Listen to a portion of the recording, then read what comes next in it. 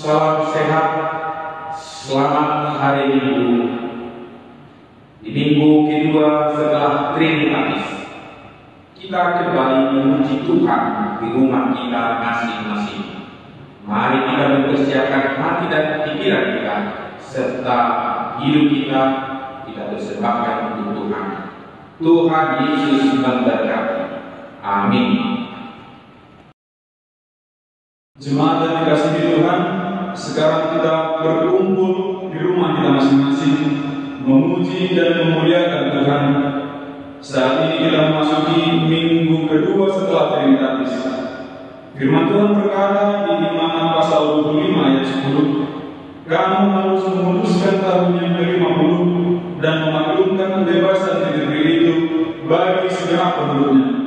Itu harus menjadi tahun Yobel bagimu, dan kamu harus masing-masing pulang ke tanah miliknya dan kepada kaumnya. Terpujilah Tuhan Allah yang telah menjadikan kita dan mengutus kita memaklumkan kebebasan. Topik minggu kita hari ini adalah panggilan memelihara ciptaan.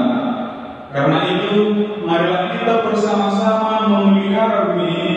Jangan hanya memeras hasil bumi, tetapi juga memeliharanya, sebab Allah yang menciptakannya untuk kita demi kehidupan kita. Terpujilah Tuhan Allah yang telah menjadikan kita dan mengutus kita memaklumkan kebebasan. Marilah kita bersatu dalam persekutuan yang kudus bersama dengan Allah di tengah-tengah jemaatnya. Kita satukan hati dan pikiran kita memuji dan memuliakannya. Kita bernyanyi.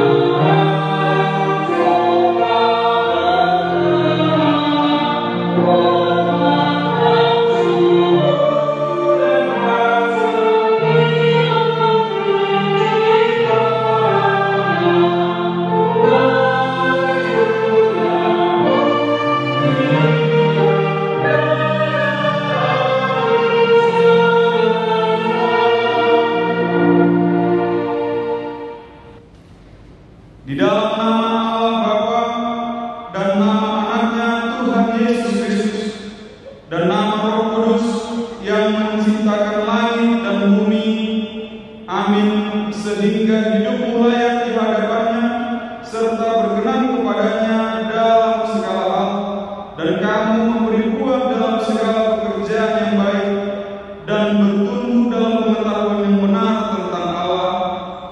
Beribadahlah kepada Tuhan dengan sukacita, datanglah ke hadapannya dengan sorak-sorai. Haleluya.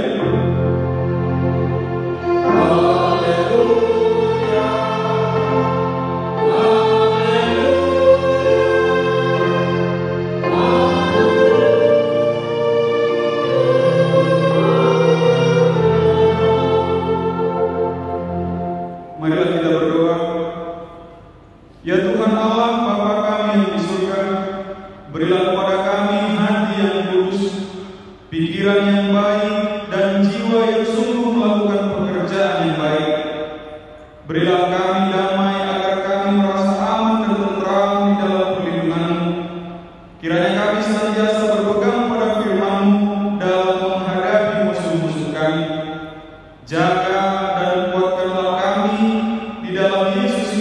Tuhan kami. Amin. Kita bernyanyi.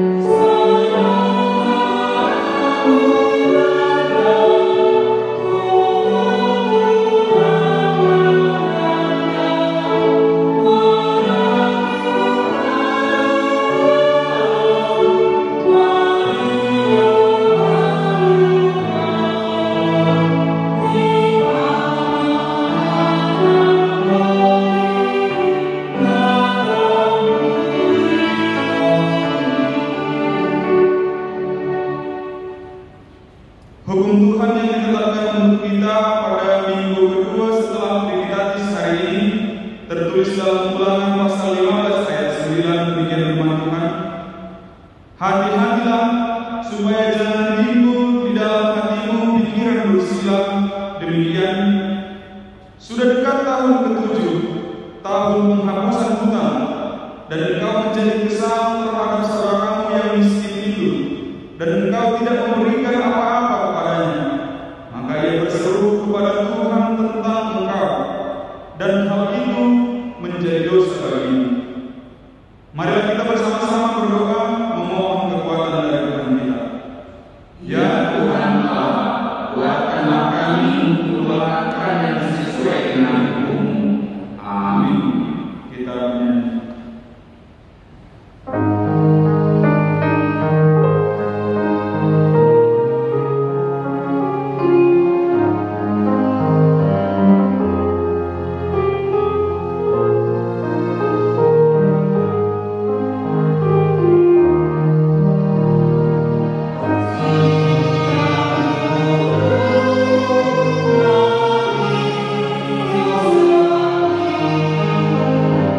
Oh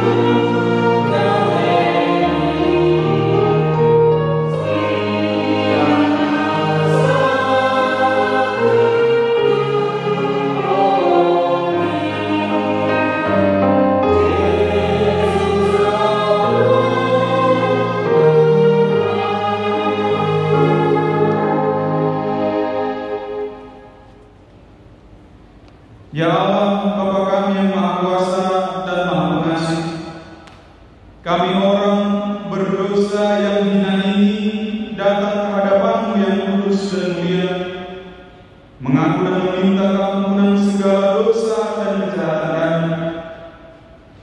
Kasihanilah kami sebab sampai sekarang penderitaan dan kesusahan yang diakibatkan pandemi COVID-19 belumlah berakhir. Kalau kami mengikuti pemberitaan tentang COVID-19, masih terus bertambah jumlah orang-orang yang positif COVID-19. Lihatlah penderitaan kami, Tuhan, dan selamatkanlah kami dari penderitaan ini. Ya Allah Bapa kami yang Maha Kuasa dan Maha Pengasih, kami orang berdosa yang hina ini datang ke hadapan-Mu yang kudus dan mulia, mengaku dan meminta keampunan segala dosa dan kejahatan kami. Kami sering mendukakan Tuhan karena perkataan, pikiran, dan perbuatan kami yang tidak benar. Kami tidak mengasihi Engkau dengan segenap hati, dengan segenap kekuatan, dan dengan segenap akal budi kami. Dan kami tidak mengasihi sesama manusia seperti diri kami. Kami layak dilaporkan dan terkutuk selama-lamanya. Tapi sekarang kami datang memohon keampunan dosa kami. Tolonglah kami agar kami dapat bertobat dan meninggalkan segala kejahatan kami, karena Yesus Kristus, Anak Allah yang tunggal, dan karena nama-Mu yang kudus itu. Ya Allah, kasihanilah kami orang berdosa ini. Amin.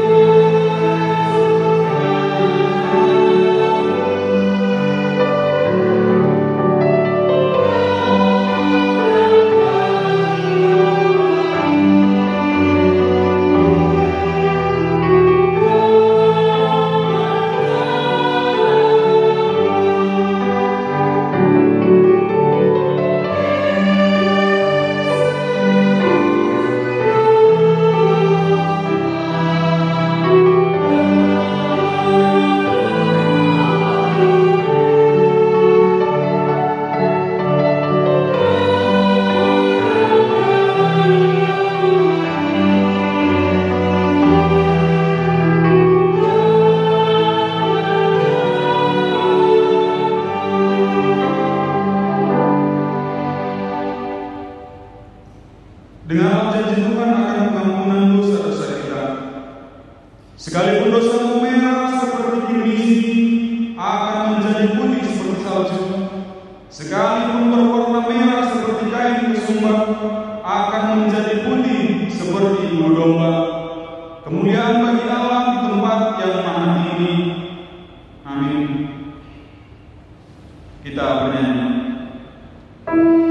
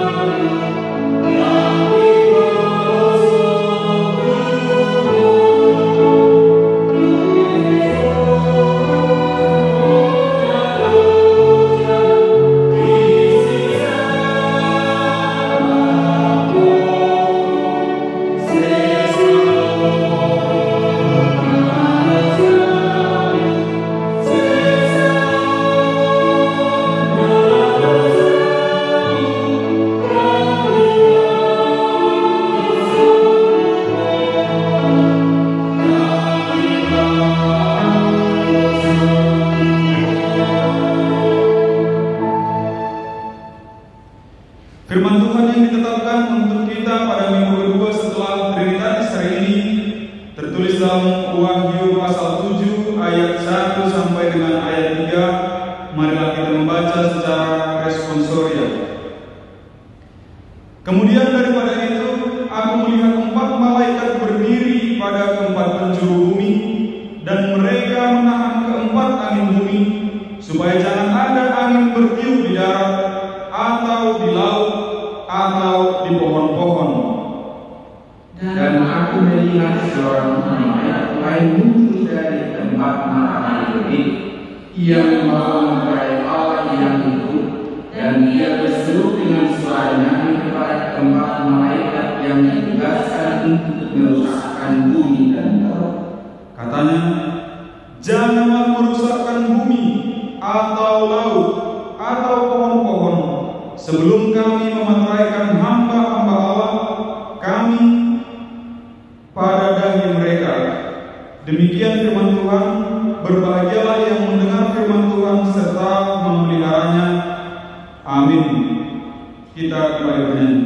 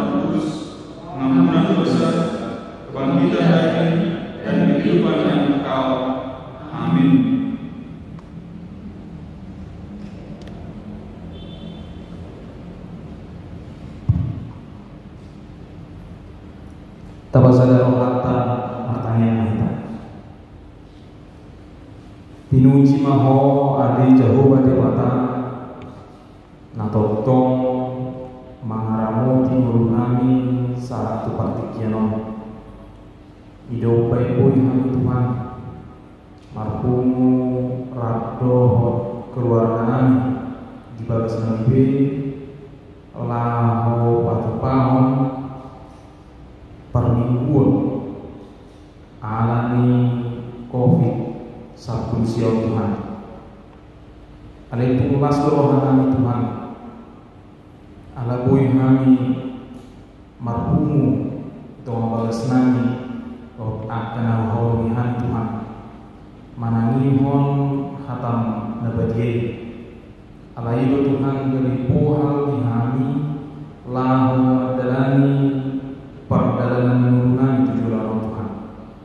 Alani bagas tikio Tuhan mengiduhan itu rupamu asa toktong leokan Tuhan hai pason hagugun dot akal siroha inalamu patupamon salhu akaudonan di tongah-tongah di panungan namyon pasu-pasunan kami salhu natuang puas kuyang natomon di bagasan hagalion alani masa COVID-19 Tuhan botoholo penggunaan siang luas di kuyang Tuhan nasobui be mangula akaudongna soma-soma unang pasokuhan Tuhan madiri alai patuhuma akadan hanguruan sebab tumat posmiroha Tuhan mengalupi sebut akan masalah ya nakon nami natomon di bagasan pas sekolah ape kemudian bahwa akan karya Tuhan ajari nasiga yang habisuhan asa mahida akan niulangan Tuhan buiga di pasu-pasu nasiga tonga-tonga niuluna nang tutorok jorma mempertinggan bahasa alihani pe dia kepada gereja nami seleho mahani Tuhan nanggoon acara-acara nami asa mahidei gapi pasu-pasu kami tusorok jorma di Portugion. Amin pe Tuhan satu full timer bisa besok beliau Tuhan acara-acara kami setunggu kami Tuhan makobasi dotikan sian rohani sama hidayah ke pangulungan Tuhan lang martabang dengan dengan kursia berupamu nabadi neng video nami mah hatam nabi natolas dina pasok perbagian kami Tuhan jala ajari asa buat kusihami hatam nabi natolas dina pasok asai Tuhan nagabe tonggak dihami lawan dalani ngurunami julaan sebab tong marpos mirohan Tuhan doa pamu nabadi sesang salu agar usanami setama kami ke orang pasu-pasu mahasalon Kristus Yesus martang yang kami doa pamu amin.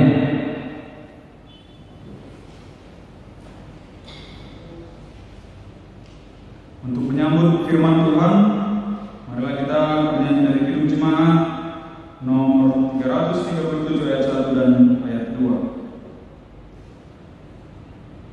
Thank you.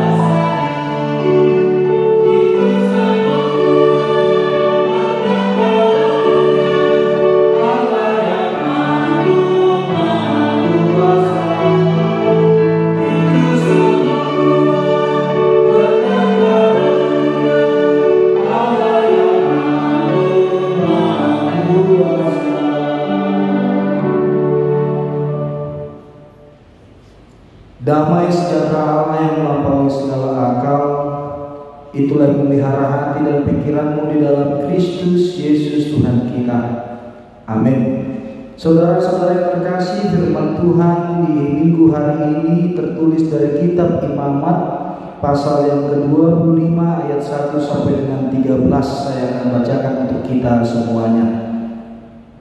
Tuhan berfirman kepada Musa di Gunung Sinai, berbicara kepada orang Israel dan katakan kepada mereka, apabila kamu telah masuk ke negeri yang akan kuberikan kepadamu, maka tanah itu harus mendapat perhentian sebagai sabat bagi Tuhan. 6 tahun lamanya engkau harus menaburi ladangmu, dan 6 tahun lamanya engkau harus merantingi kebun anggurmu dan mengumpulkan hasil tanah itu. Tetapi pada tahun yang ke-7 haruslah ada bagi tanah itu suatu sabat, masa perhentian penuh, suatu sabat bagi Tuhan. Ladangmu janganlah kau taburi dan kebun anggurmu janganlah kau rantingi, dan apa yang tumbuh sendiri dari penuaianmu itu janganlah kau tuai, dan buah anggur dari pokok anggurmu yang tidak dirantingi janganlah kau petik. Tahun itu harus menjadi tahun perhentian penuh bagi tanah itu. Hasil tanah selama sabat itu haruslah menjadi makanan bagimu, yakni bagimu sendiri, bagi budakmu laki-laki, bagi budakmu perempuan, bagi orang upahan dan bagi orang asing di antaramu yang semuanya tinggal padamu, juga bagi ternakmu dan bagi binatang liar yang ada di tanahmu. Segala hasil tanah itu menjadi makanannya. Selanjutnya engkau harus menghitung 7 tahun sabat, yakni 7 kali 7 tahun, sehingga masa 7 tahun sabat itu sama dengan 49 tahun. Lalu engkau harus memperdengarkan bunyi sangkakala di mana-mana dalam bulan yang ke-7 pada tanggal 10 bulan itu. Pada hari raya pendamaian kamu harus memperdengarkan bunyi sangkakala itu di mana-mana di seluruh negerimu. Kamu harus menguduskan tahun yang ke-50 dan memaklumkan kebebasan di negeri itu bagi segenap penduduknya. Itu harus menjadi tahun Yobel bagimu, dan kamu harus masing-masing pulang ke tanah miliknya dan kepada kaumnya. Tahun yang ke-50 itu harus menjadi tahun Yobel bagimu. Jangan kamu menabur, dan apa yang tumbuh sendiri dalam tahun itu jangan kamu tuai, dan pokok anggur yang tidak dirantingi jangan kamu petik buahnya, karena tahun itu adalah tahun Yobel. Haruslah itu kudus bagimu. Hasil tahun itu yang hendak kamu makan harus diambil dari ladang. Dalam tahun Yobel itu kamu harus masing-masing pulang ke tanah miliknya. Demikian firman Tuhan. Saudara-saudara yang terkasih dalam Kristus Yesus, jikalau kita membaca Alkitab terkait tahun-tahun, memang hanya 2 tahun yang diperintahkan oleh Tuhan untuk kita kuduskan. Yang pertama tahun Sabat, dan yang kedua adalah tahun Yobel. Kita tahu bahwa ini adalah perintah Tuhan di mana orang Israel akan memasuki tanah Kanaan. Dan ketika mereka akan memasuki tanah Kanaan, ada perintah-perintah yang harus dilakukan oleh orang Israel, termasuk pelaksanaan tahun Sabat dan tahun Yobel. Ketika itu bisa dikatakan memang bahwa orang Israel, mereka diminta oleh Tuhan untuk melaksanakan kedua tahun tersebut dengan maksud dan tujuan sebagai wujud ketaatan mereka kepada Tuhan. Kenapa? Memang ketika pertama kali mereka mendengar itu mungkin mereka akan khawatir. Kalau hanya 6 tahun kami bekerja, 6 tahun kami menabur, 6 tahun kami menuai, lalu di tahun ke-7 kami tidak berbuat apa-apa, dari mana makanan kami? Dari mana kami bisa mendapat makanan itu? Tapi firman Tuhan mengatakan, lakukanlah itu sebagai wujud ketaatanmu kepada-Ku. Dan memang di sini kita diajari bahwa sesungguhnya bangsa Israel harus mengingat kembali. Hanya 1 tahun mereka diminta untuk berhenti menabur dan berhenti menuai, tapi mereka lupa bahwa sebelum mereka masuk ke tanah Kanaan, 40 tahun mereka tidak menabur dan tidak menuai. Tapi mereka menikmati berkat Tuhan. 40 tahun mereka tidak menabur, tapi mereka terus menuai melalui roti mana kita tahu. Daging pun disediakan oleh Tuhan melalui burung-burung yang mengudara yang diutus oleh Tuhan. Dari situ mereka diajarkan untuk tidak lagi khawatir, untuk tidak lagi takut akan kebutuhan hidup sehari-hari. Itulah makna dari tahun Sabat.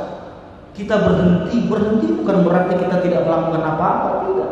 Tapi kita berhenti, kita beristirahat untuk melaksanakan kehendak Tuhan. Lalu setelah tahun Sabat itu ada lagi tahun yang kedua, disebut tahun Yobel atau tahun ke-50, yang kita lebih mengenal tahun pembebasan. Di sini pun agak menarik. Kenapa? Karena memang kalau di tahun Yobel, tahun pembebasan, kita benar-benar dibebaskan dari apa? Dari segala sesuatu. Kalau di tahun Yobel, tahun pembebasan, di tahun ke-50, kita tahu bersama bahwa setiap orang Israel sesungguhnya mereka sudah memiliki wilayahnya masing-masing sesuai dengan suku dan kaumnya. Memang tidak bisa dikatakan bahwa mereka hidup sejahtera terus, Amang. Ada waktunya mereka akan hidup susah. Akhirnya mau tidak mau mereka harus menjual tanahnya atau mereka harus menggadaikan tanahnya. Tapi di tahun Yobel, semua hutang itu, tanah yang telah digadai itu semua kembali lunas. Makanya tadi kalau kita baca, baik itu di Pati, ya, dan juga kita membaca di epistel tadi, bagaimana kita memelihara tanah ini, bagaimana kita melaksanakan tahun Yobel itu. Dikatakan bahwa ada orang yang akhirnya berpikir jahat. Ya udahlah, menjelang tahun Yobel kita utangin aja, atau kita berhutang saja, kita jual tanah kita, nanti di tahun ke-50 toh itu balik lagi kepada kita, toh itu akan lunas semua hutangnya. Tapi firman Tuhan katakan jangan lakukan itu.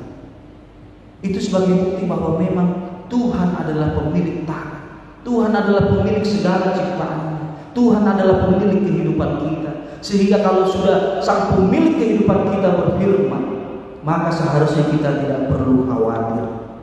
Dari sini kita belajar bahwa melalui tahun Yobel ini semua orang benar-benar dibebaskan di tahun ke-50 sebagai wujud bahwa orang Israel benar-benar memiliki Tuhan, dan sebagai wujud orang Israel betul-betul menjadi satu bangsa yang saling memberkati. Kita tidak hidup sendiri. Makanya sederhananya memang di sini kita diajak firman Tuhan bagaimana kita peduli kepada diri sendiri, kepada sesama, dan juga kepada ciptaan. Tidak bilang apa dan kalau kita belajar dari sejarah pandemi ini, sesungguhnya agak ngeri-ngeri sedap. Kenapa saya bilang demikian? Pandemi yang begitu luar biasa menghentikan bumi ini hanya berawal dari kelalaian beberapa orang. Kelalaian orang yang tidak mau bersih. Di pasar hewan mereka tidak mau langsung membersihkan kotoran ataupun darah yang berceceran dari hewan tersebut. Akhirnya itu menunjukkan virus, menghasilkan virus yang menyebar ke seluruh dunia. Dan akhirnya kita diajar lagi untuk hidup bersih, banyakkan cuci tangan, bersihkan badan. Dan itu bukan sekedar bentuk kepedulian kita kepada diri sendiri, tidak. Itu bentuk kepedulian kita kepada orang-orang lain. Kenapa? Karena ada yang dikatakan OTG, orang tanpa gejala, bahkan orang yang sehat, sekalipun dia tidak kena, dia bisa menjadi carrier, pembawa virus bagi yang lain. Jadi bukannya kita tidak peduli dengan orang lain, justru ketika kita menahan diri, ketika kita menjaga diri kita, sesungguhnya itu juga sebagai wujud kepedulian kita kepada sesama kita. Benar bahwa kita sudah sangat rindu untuk beribadah, untuk bersama-sama ke gereja, tapi apa boleh buat sudah lebih 3 bulan kita harus di rumah masing-masing. Tapi yakin dan percaya bahwa sesungguhnya ini adalah untuk kebaikan kita juga, kebaikan bumi ini. Dan benar sekalipun banyak penderitaan yang diakibatkan pandemi ini, tapi ada juga hal positif yang dihasilkan pandemi ini. Apa positifnya? Ya kita bisa berkumpul bersama dengan keluarga. Dan kalau kita baca di beberapa media tentang berita dunia ini, bumi sudah mulai memulihkan dirinya. Ya, kutub utara yang selama ini mencair karena pemanasan global sudah mulai beku lagi, sudah kembali normal lagi, kan gitu. Kemudian juga ozon yang selama ini sudah bolong, sudah mulai tertutup lagi. Bahkan cobalah kita perhatikan, kalau benar-benar kita menjaga diri dengan di rumah masing-masing, udara di luar itu bersihnya bukan main, sehat kita. Jadi dari sini akhirnya kita meyakini bahwa tahun Sabat dan tahun Yobel yang diajarkan Tuhan kepada kita bukan untuk menekan kita, Himbauan pemerintah dan gereja juga yang mengajak ibadah di rumah masing-masing juga bukan untuk mengekang kita, tapi ini untuk kebaikan diri kita dan seluruh ciptaan sebagai wujud ketaatan kita. Karena memang secara sederhana ibadah itu berasal dari kata aboda kalau di bahasa Inggrisnya obedient, ketaatan. Ibadah itu bukan sekedar memuji Tuhan, bukan sekedar mendengarkan firman Tuhan. Ini sebagai buah ketaatan kita kepada Tuhan, buah ungkapan syukur kita. Makanya kalaupun 3 bulan ini kita ibadah di rumah masing-masing, kita harus bisa membedakan amal dan inam. Apakah kita taat dalam ibadah tersebut? Jangan kita sulit membedakan antara ibadah online atau ibadah streaming dengan nonton ibadah. Itu beda secara esensi. Nonton ibadah misalnya kita ya sudah bangun tidur, mungkin belum siap-siap atau apa, ya sudah langsung siap ibadah. Tiba-tiba khotbahnya nggak enak atau ibadahnya kurang enak, langsung di stop, diganti dengan channel yang lain. Bukan seperti itu. Kita bukan nonton ibadah, kita ibadah secara online. Ketika itu kita harus sungguh-sungguh taat, aboda, obedient kepada Tuhan. Dan dari sini kita juga belajar bahwa sesungguhnya ketaatan itu mendatangkan kebaikan. Ketaatan itu membuat kita hidup di dalam Tuhan bagi sesama. Tahun Sabat, tahun perhentian, masa perhentian membuat kita mencoba mengevaluasi diri, berhenti dari ego-ego yang menggebu-gebu, berhenti dari rasa khawatir, istirahat dulu, jangan terlalu di-push otak dan pikiran kita gitu. Wah, ini gimana ini? Apalagi sekarang sudah mau menjelang masa tahun ajaran baru, butuh uang mungkin untuk sekolah anak-anak yang selama ini kita tidak bisa bekerja secara normal sehingga pemasukan kurang. Tapi cobalah tetap tenang, jangan langsung khawatir. Tetap berusaha, tetap tenang, tetap menjaga diri. Dan percayalah Tuhan pasti akan cukupkan. Dan itu semua bisa kita jalani. Begitu pula dengan kehidupan sehari-hari, harus ada masa istirahat. Tuhan memberikan waktu 24 jam satu hari bukan untuk bekerja seterusnya, tidak. Tuhan memberikan waktu juga untuk istirahat. Dan ketika tahun Sabat sudah kita lakukan, tahun Yobel pasti terjadi. Maksudnya adalah apa? Ketika kita sudah istirahat, kita sudah pulih lagi, kita sudah fit kembali, maka kita bisa membebaskan diri kita. Dan bukan hanya membebaskan diri kita juga bisa membebaskan yang lain. Itulah makna dari tahun Sabat dan tahun Yobel. Makanya kita harus paham betul. Jangan asal kita lakukan, ya udahlah. Kalau nanti di tahun Sabat atau di tahun Yobel gak usah ngapa-ngapain, atau tenang saja nanti tanah kita kembali, utang kita lunas, yang dipenjarakan dibebaskan, karena memang itu esensi dari tahun Yobel. Tapi yakin dan percayalah, kalau kita sungguh-sungguh melaksanakan ketaatan yang daripada Tuhan, sekalipun kita tidak menabur, ada waktunya kita menuai. Dan kalau memang kita waktunya menaburlah, jangan lama. Makanya ini puji Tuhan di Denpasar Bali ini kita sudah mulai bisa beraktivitas secara normal untuk sebagian yang produktivitas ekonomi ya, dan tetap jaga kesehatan, gitu loh. Ya, kalau memang masih ada kesempatan untuk bekerjalah dengan baik.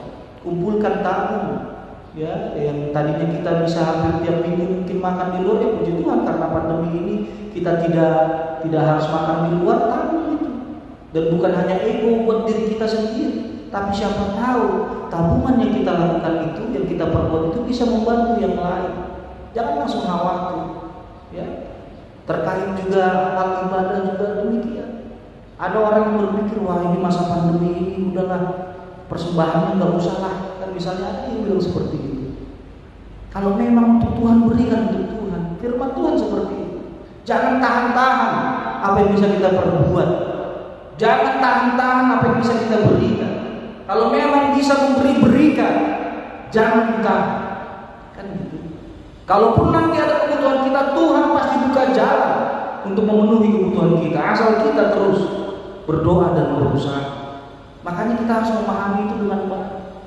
Jangan literal memahami firman Tuhan. Jangan seperti seorang anak yang suatu ketika dia habis doa pagi sama mamanya, ya, doa sama mamanya dan papanya, dia langsung ambil sereal dari dapur, lalu sereal itu mau dia berikan ke ikan peliharaannya, ya, sereal itu mau diberikan ke ikan peliharaannya, lalu Lalu orang tuanya atau mamanya teriak, "Nak, jangan berikan sereal itu, nanti ikan itu mati." Seketika itu juga anak itu langsung menjerit, "Mama ternyata kejam selama ini. Setiap pagi mama kasih sereal sama aku, berarti mama mau matikan aku ya?" Enggak gitu.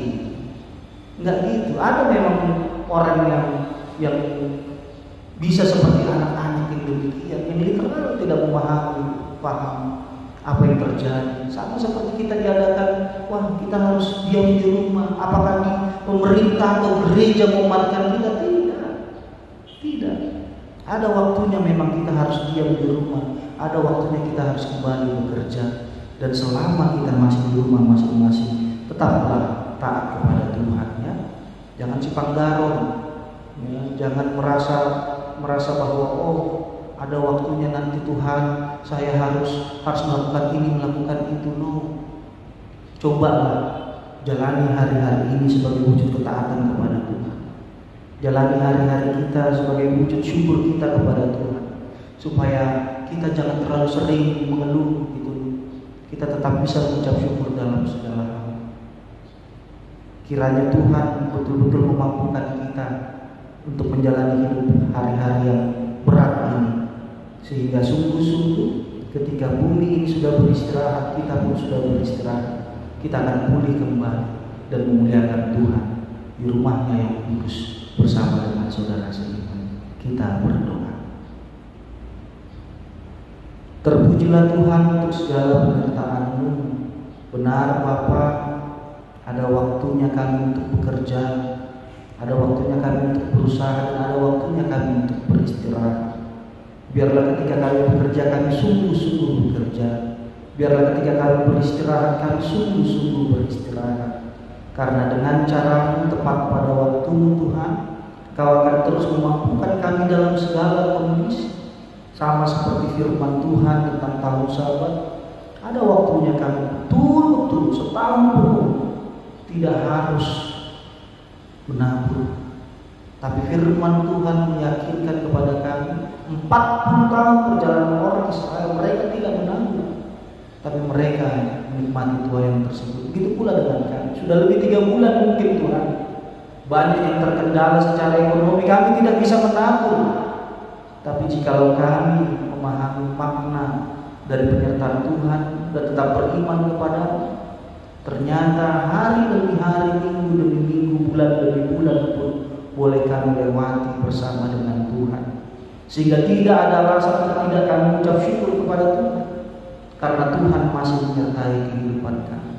Dan kalaupun kami tidak tahu kapan ini akan berakhir, tapi biarlah keyakinan dan ketaatan kami kepada Tuhan betul-betul membuahkan bahwa Tuhan tidak pernah berhenti bekerja dan berkarya dalam kehidupan kami. Terkhusus untuk setiap keluarga Tuhan yang terdampak secara ekonomi. Kau tahu saat ini anak-anak kami walaupun masih harus belajar di rumah masing-masing, tapi mereka akan memasuki tahun ajaran baru. Ada yang masuk TK, SD, SMP, SMA, bahkan perguruan tinggi. Biarlah Tuhan mencukupkan segala kebutuhan kami, mampukan kami Tuhan, supaya pandemi ini tidak memutuskan harapan dan cita-cita anak-anak kami.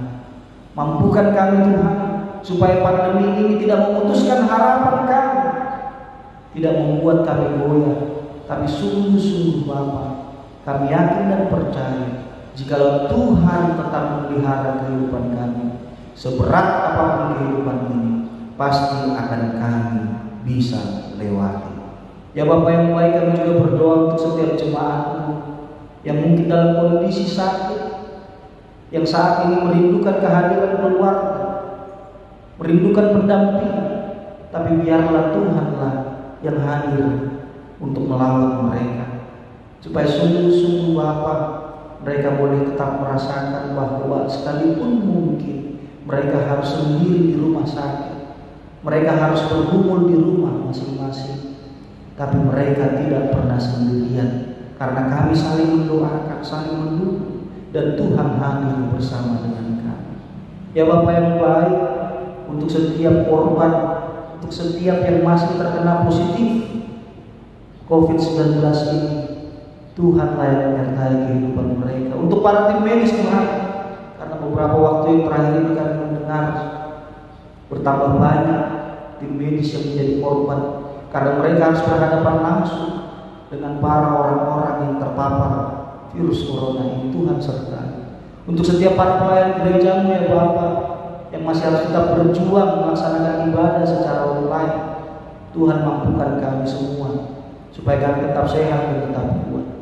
Untuk setiap pemerintah Tuhan, dimanapun mereka bertanggung jawab atas daerahnya masing-masing, Tuhan mampukan, berikan hikmat kebijaksanaan supaya setiap masyarakat, setiap jemaat-Mu juga Tuhan boleh bersama-sama menghadapi ini semua dengan ketenangan hati dan pikiran.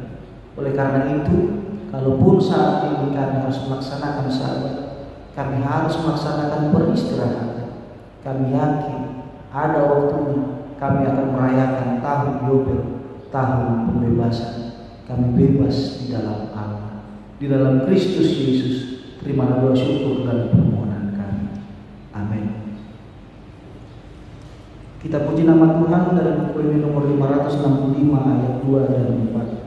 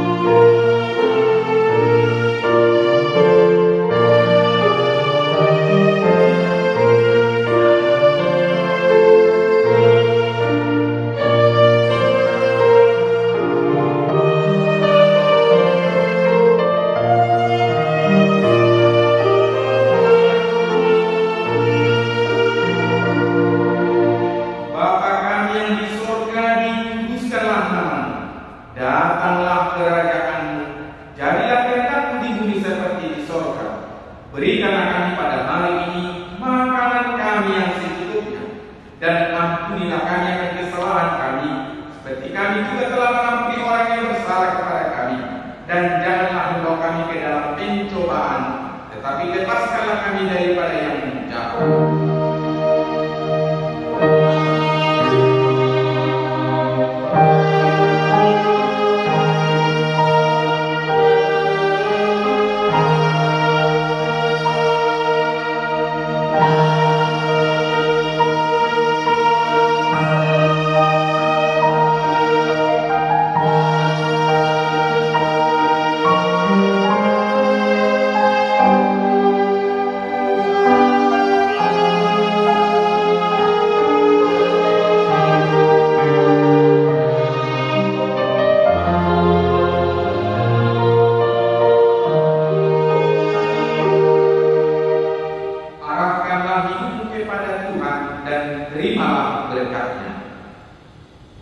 Tuhan memberkati dan melindungi engkau.